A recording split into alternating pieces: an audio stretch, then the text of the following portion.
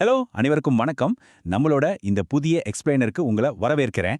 இன்னைக்கு நம்ம ஷேர்கானோட டேட்டாவை பேஸ் பண்ணி மே 11 2026க்கான நிஃப்டி ப்ரீ மார்க்கெட் நிலவரம் எப்படி இருக்க போகுதுன்னு ரொம்ப டீட்டெயில்டா அதே சமயம் ரொம்ப கிறிஸ்பா பார்க்க போறோம். இது சும்மா நம்பர்ஸை படிக்கிற விஷயம் கிடையாதுங்க. அந்த டேட்டாவுக்கு பின்னாடி மார்க்கெட் எப்படி மூவ் ஆக போகுதுன்னு புரிஞ்சுக்கிறது தான் நம்ம மெயின் ஃபோக்கஸ். ஸோ எந்த டிஸ்ட்ராக்ஷனும் இல்லாம ஸ்ட்ரைட்டா மேட்டருக்கு வருவோம். இப்போ உங்க மைண்ட்ல ஓடுற முதல் கேள்வி, இன்னைக்கு ப்ரீ மார்க்கெட் மொமெண்டம் எந்த பக்கம் திரும்ப போகுது? கரெக்டா? மார்க்கெட் ஓப்பனிங் பெல் அடிக்கிறதுக்கு முன்னாடியே உங்களை பக்கா தயார்படுத்துறது தான் இந்த டேட்டா ட்ரிவன் பகுப்பாய்வோட நோக்கமே. ஏன்னா மார்க்கெட்டை பொறுத்த வரைக்கும் முன்கூட்டியே தயாரா இருக்கிறவங்களுக்கு தான் வாய்ப்புகள் எப்பவுமே அதிகம். இன்னைக்கு என்ன நடக்க வாய்ப்பு இருக்குன்னு முன்னாடியே கணிக்கிறது ஒரு கேம் சேஞ்சர்னு சொல்லலாம். சரி, நம்பர்ஸ்குள்ள போறதுக்கு முன்னாடி ஒரு மிக முக்கியமான விஷயம். நான் செபி பதிவு பெற்ற ஆலோசகர் கிடையாது. இந்த எக்ஸ்பிளைனர் முழுக்க முழுக்க ஒரு கல்வி நோக்கத்துக்காக மட்டுமே உருவாக்கப்பட்டது. மார்க்கெட்டை பொறுத்த வரைக்கும் லாபம் சம்பாதிக்கிறோமோ இல்லையோ, நம்ம முதலீட்டை பாதுகாக்கிறது, அதாவது capital preservation and risk management, அதுதாங்க ரொம்ப ரொம்ப முக்கியம். இந்த ஒரு கிளாரிட்டிக்காக தான் இதை நான் மறுபடியும் சொல்றேன். ஓகே, இப்போ நம்ம லைவ் டேட்டாவுக்குள்ள போலாம். பகுதி 1, மார்க்கெட் நிலை, ஒரு அறிமுகம்.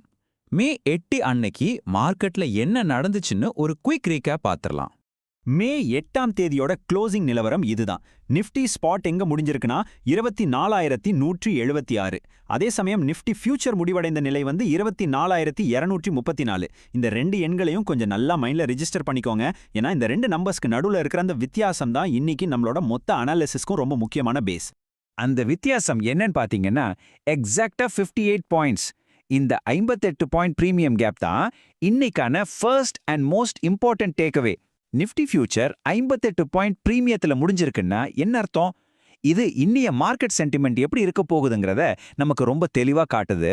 ஒரு வகையில இது மார்க்கெட்டோட எக்ஸ்பெக்டேஷனை அப்படியே பிரதிபலிக்குதுன்னே சொல்லலாம். அடுத்து பகுதி 2, சப்போர்ட் மற்றும் ரெசிஸ்டன்ஸ் முக்கிய நிலைகள். மார்க்கெட்டோட எல்லைகளை இப்ப நாம டிஃபைன் பண்ண போறோம். டே ட்ரேடர்ஸ் எல்லாரும் இந்த 2 பாயிண்ட்டையும் கண்டிப்பா நோட் பண்ணி வச்சுக்கோங்க. நிஃப்டிக்கான ரெசிஸ்டன்ஸ், அதாவது மார்க்கெட் மேல போகும்போது அது இடிக்கிற அந்த சீலிங், அது 24,436. சரி, ஒருவேளை மார்க்கெட் கீழே விழுந்தா அதை தாங்கி பிடிக்கிற சப்போர்ட் தளம் எதுன்னு பாத்தீங்கன்னா 23,915. நீங்க ட்ரேட் பண்ணும்போது இந்த 2 எல்லைகளும் உங்களுக்கு ஒரு கிளியர் மேப் மாதிரி யூஸ் ஆகும். ஃபைனலா பகுதி 3, ஆப்ஷன் ஸ்ட்ராட்டஜி மற்றும் ரிஸ்க் மேனேஜ்மெண்ட். அதாவது இந்த டேட்டா வச்சு நாம எக்ஸாக்ட்டா என்ன பண்ண போறோங்கிற ஆக்ஷன் பிளான். ஓகே, இந்த ஸ்ட்ராட்டஜியை நான் ஒரு 3 ஸ்டெப்ஸா பிரிச்சு சொல்றேன், கவனிங்க.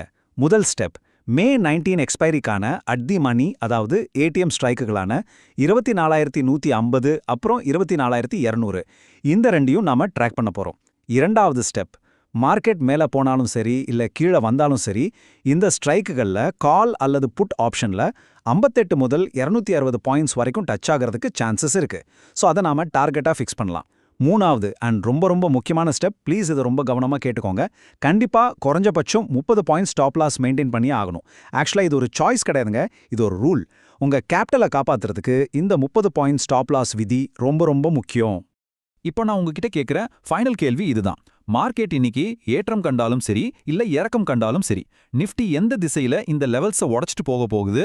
வெயிட் பண்ணி பார்ப்போம். மார்க்கெட்டை பத்தி தொடர்ந்து அனலைஸ் பண்ணுவோம், நிறைய கத்துக்குவோம். இந்த எக்ஸ்பிளைனர் உங்களுக்கு யூஸ்ஃபுல்லா இருந்திருக்கும் நம்புறேன். அப்படி இருந்தா கண்டிப்பா லைக் பண்ணுங்க, உங்க ஃப்ரெண்ட்ஸ் அண்ட் சக ட்ரேடர்ஸ்க்கும் ஷேர் பண்ணுங்க.